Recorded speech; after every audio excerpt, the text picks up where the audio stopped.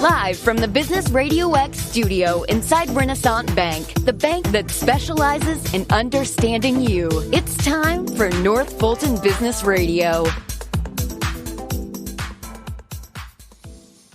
And hello again, everyone. Welcome to another edition of North Fulton Business Radio. I'm John Ray, and we are coming to you from our virtual studio in Alpharetta, and looking forward to getting back to our in-house studio there at Renaissance Bank on Windward Parkway in Alpharetta.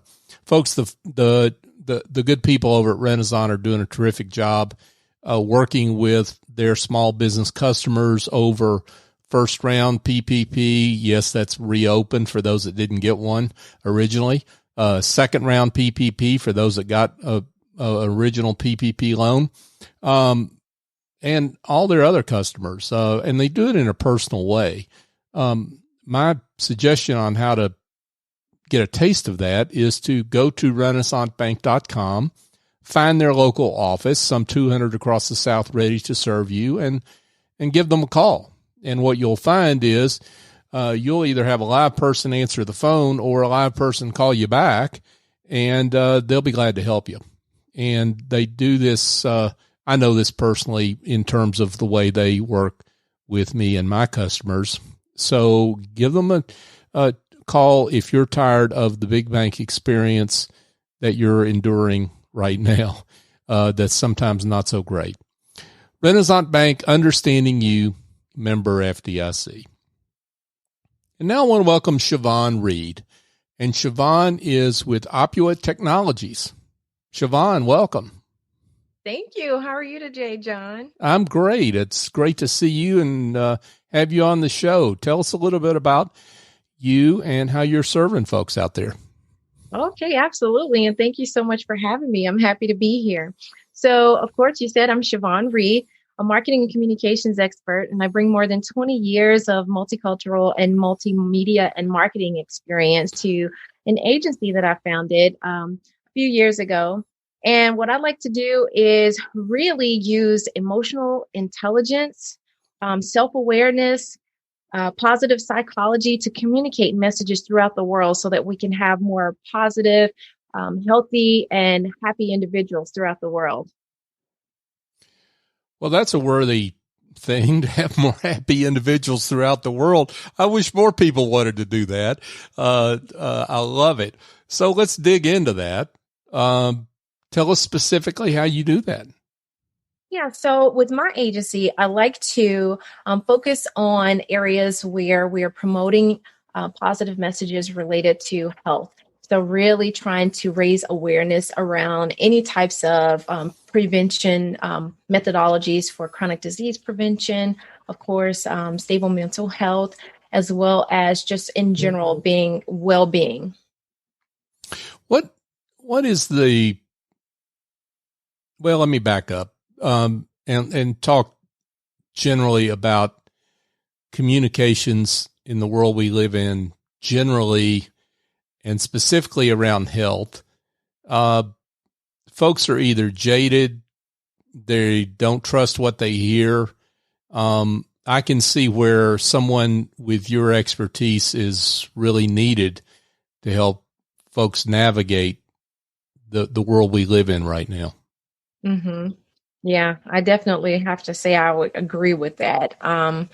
Just because we're getting so much information, right, from all different places. And of course, with the growth of all the media channels that we have access to, some that is filtered, some that is not filtered. So I think that is where I really can bring a difference, to really be able to help individuals to filter those messages and understand them with not just their worldview, but also the perspective, holistically. Yeah, let's talk about how to break through there, Shavonne, if you can, and offer some thoughts on that, because it seems like I don't know about you, but when I go on Facebook, it seems like everybody's a scientist suddenly. Everybody's an MD, just because they've got a Facebook account, which is an amazing thing. How do you break through people's perceptions, misconceptions, biases that they have about the information that they receive on healthcare? Well, I think it's really important for me to understand where they're coming from and how they have developed the views that they currently have. And then helping to really transition and give them a little bit more perspective that may be outside of what they're accustomed to believing or thinking, to really be able to understand and process different information, especially when it comes to messages related to health. And you do, I know, do a lot of work in the minority community, and there's some specific issues there. And if you understand those issues, you understand why there are certain biases about certain messages, right? Why don't you explain where I'm going with that? Absolutely. So the mere fact that I grew up in a small family, low income single mother, I actually am very aware of what it means to be in survival mode. And so when you're in survival mode, you tend to have a hyper focus on the things that you believe are going to really just help to maintain your status, especially when you're trying to take care of your family. And so one of the things that I would say is very critical and important is to just really understand how people are really developing their patterns of behavior based on their intentions, right? So usually it's all good, but there's some biases that come along with that. So especially for moms, for instance, when you are really just trying to maintain your job so that you can take care of your family, it's really hard for you to take care of yourself, even in many instances, because you're feeling like you have to really, make sure that you're there and you're showing up and you're present at your companies to do the job that they've, allowed you to have. And then being able to not have to be distracted, to not understand exactly where you are, where you need to focus. So if you don't have, if you're in that lens where you're constantly struggling to try to just be in that survival mode, then you will tend to neglect your own individual health and well-being. That's a real ground floor way to explain it. And I mean that as a compliment, because so many, sometimes we hear communications professionals, I won't say so many, but sometimes we hear communications professionals, and maybe they're speaking at 40,000 feet, that really it's hard for the person you're actually trying to reach with that communications to get the point of it, right? And, I think the way you were speaking there really highlights how you do what you do in a positive way. Yes, I definitely would have to agree. I think that it's also really important to just be mindful that the individuals, when they have certain biases already predestined in their minds, that it's hard to give them messages, or there may be certain triggers that would prohibit them from even being receptive to your message. So making sure that you're really tuned in to what some of those biases are through, very specific research around the audiences will definitely help you to be able to really tailor a message that would be more effective for that audience. So, Shavonne, talk a little bit about your background, I guess, the authority and the expertise that you bring to this particular space, health communications. Yeah, absolutely. So just in general, health communications really is all about just promoting and communicating health information through health campaigns or health education awareness initiatives. And it could come and show up in different ways. So whether it be through a nonprofit organization who's committed to getting more activity, getting you more physically active, or it's a patient-doctor relationship where they are really, trying to tell the client or the patient some information that is going to be beneficial for them. Just growing up, being a part of a minority community that was pretty marginalized with low income, I kind of understand what those what some of the barriers are to processing information. And so taking all of that experience, plus the more than 20 years experience I have in just studying and researching health communications, as well as executing on different campaigns for an HMO organization, for the Centers for Disease Control, as well as medical and dental manufacturing companies, and being able to see just how, when you have a product, which I would refer to any awareness campaign or initiative, whatever those ultimate goals or KPIs that you're trying to target, that would be your product that you're trying to really push out to the community. Being able to look at it from a perspective as if that is a product that is going to need every bit of marketing and communications all the way around. So 360-degree perspective. And being able to just really have a lens to be able to get that message out to those individuals is really, very critical, and where I can bring my past experiences to help to shape those conversations. Let's talk about the ideal clients that you have that are the best fit for you and your services. So it's really anyone who's trying to get a message out. I have worked with hospitals as well as nonprofit organizations, public agencies that are really trying to communicate to mass audiences about chronic disease prevention, women's health. So anyone who's looking for someone to help them to shape a message that is very artfully and carefully scripted so that it would actually resonate with that message, that audience, as well as to get them to change their behaviors to result in better and positive outcomes. And so specifically, like what kind of organizations would they be? So I definitely love to work with the Centers for Disease Control. One campaign that I would definitely love to work with is the Million Hearts initiative. I have spent some time with the Division of TB Elimination and helped them to curate messages, as well as the Division of Reproductive Health, helping to, really raise the profile of information related to women's reproductive health and healthy baby mortality, as well as organizations such as March of Dimes. So I really have a huge respect for that organization because we don't really give enough thought around, the full experience of a mother, from beginning to end. And there's a lot involved with it. And a lot of times we just take for granted that it's just a smooth, easy process. But all the stars really have to align, for you to, get pregnant, first of all, then to go through the process and deliver a healthy baby, and that's able to sustain and be, have a healthy life. And so I personally had a preemie. And so I really appreciate the work that the March of Dimes is doing. And so would love to continue that work in communications and helping them to build communications and, just messages that would resonate with the audience with the community at large, that would help to support research that would benefit mothers and babies, as well as just, just helping mothers to really be able to understand different things that they can do to help, maintain their health and prevent illnesses throughout that process.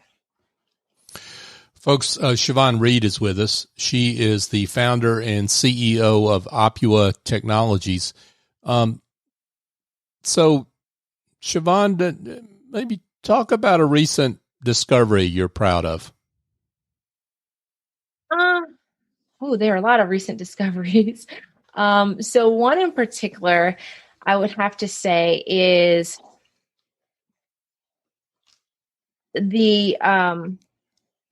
there's an organization based out of Atlanta, and it's called the Black Women's Health Imperative.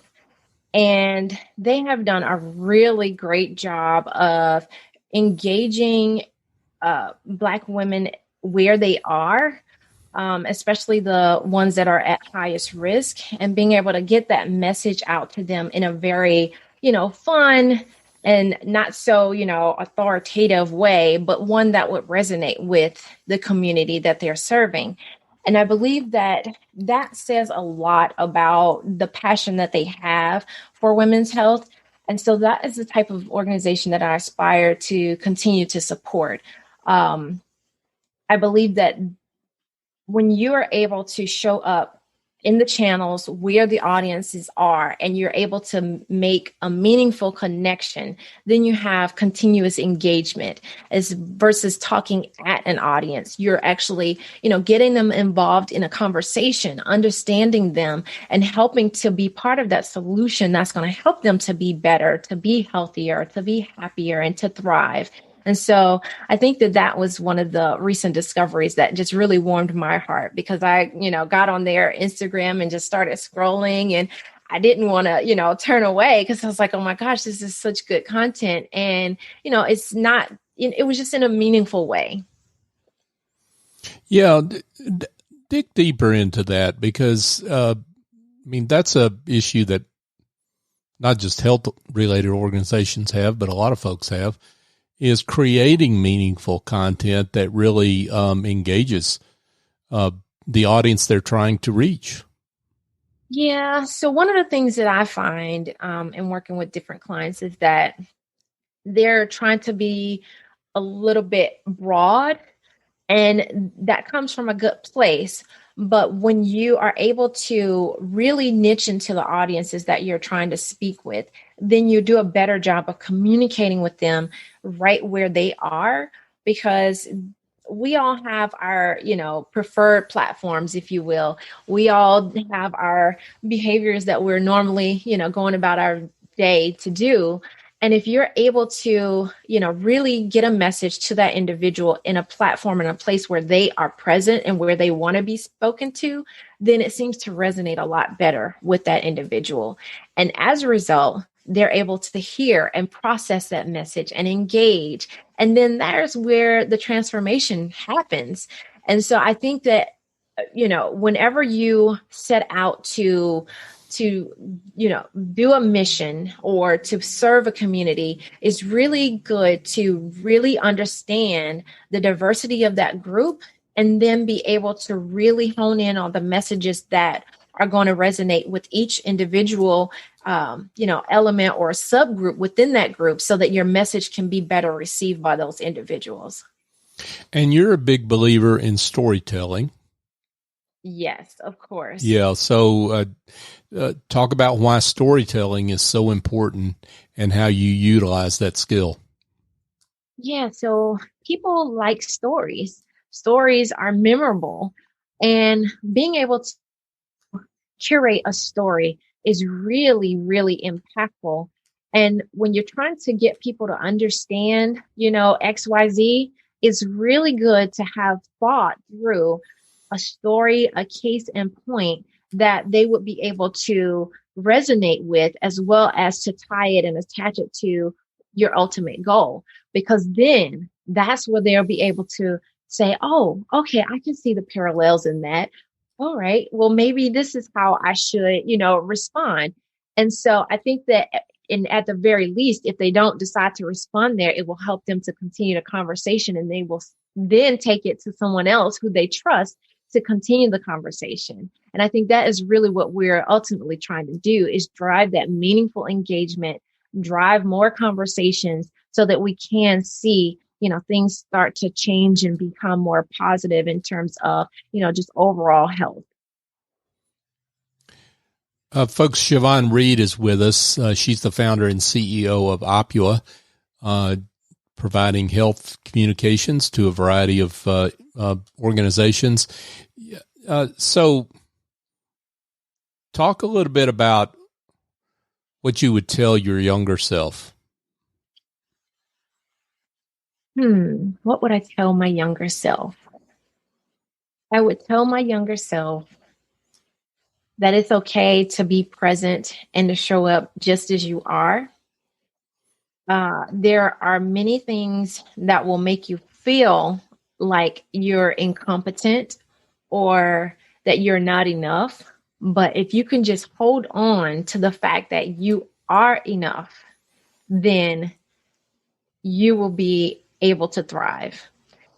And I say that because there were a lot of times when I just had so many questions, and there were so many times when I showed up, but then I felt very inferior based on, who was around me. A lot of times I was always, the one of, in the room, either the only Black woman, the only minority. And so there is something to be said about having a seat at the table.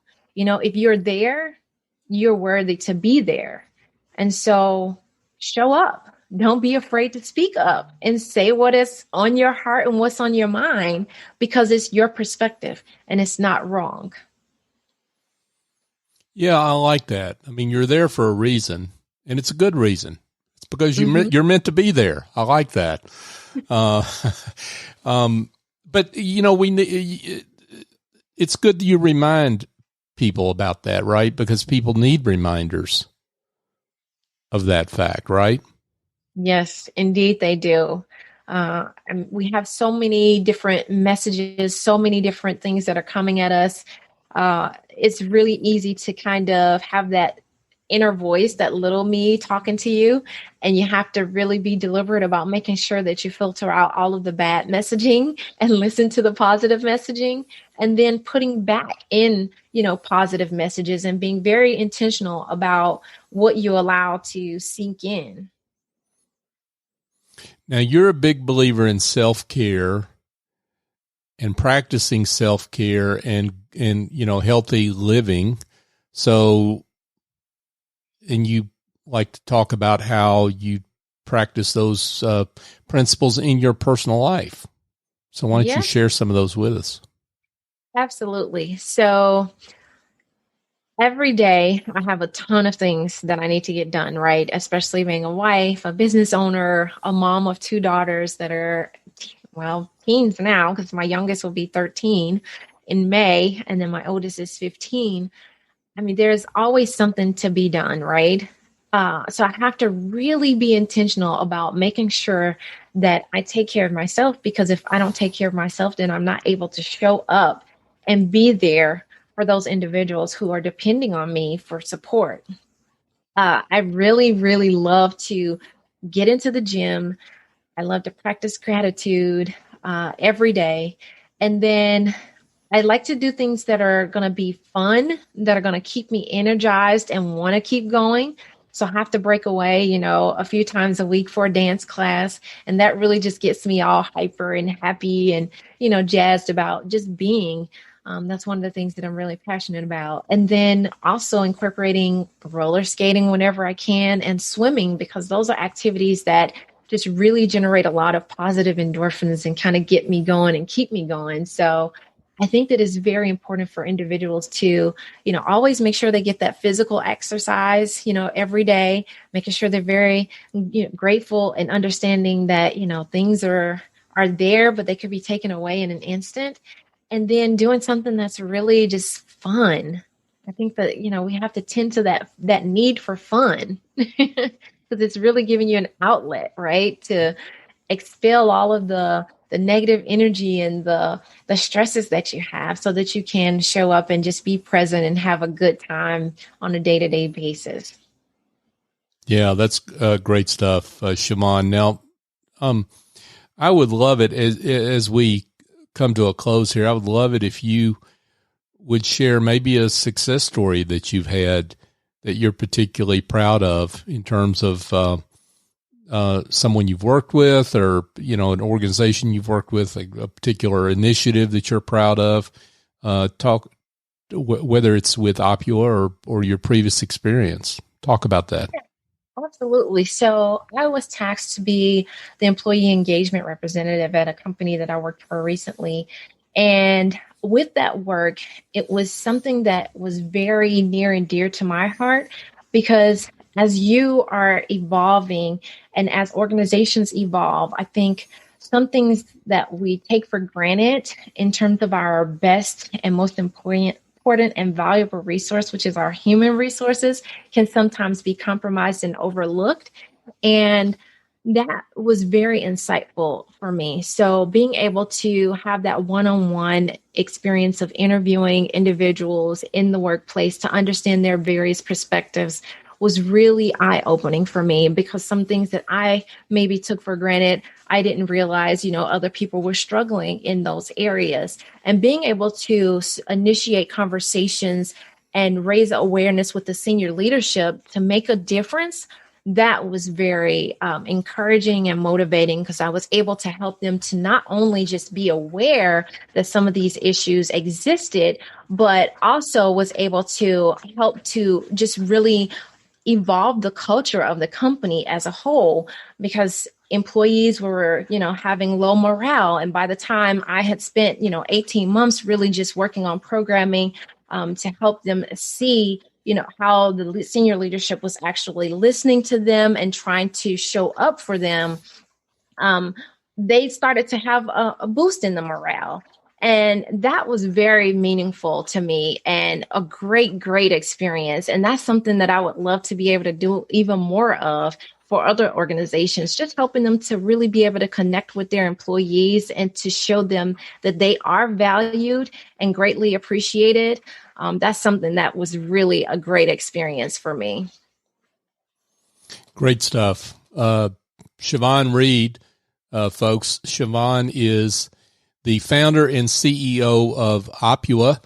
Shavonne, this has been great. It's been great to have you on the show and for you to share the way you have. I would love it, though, if you'd answer the most important question, which is how folks can get in touch with you, because I think by now probably some that are listening might want to do that. So if you could share that, that'd be great.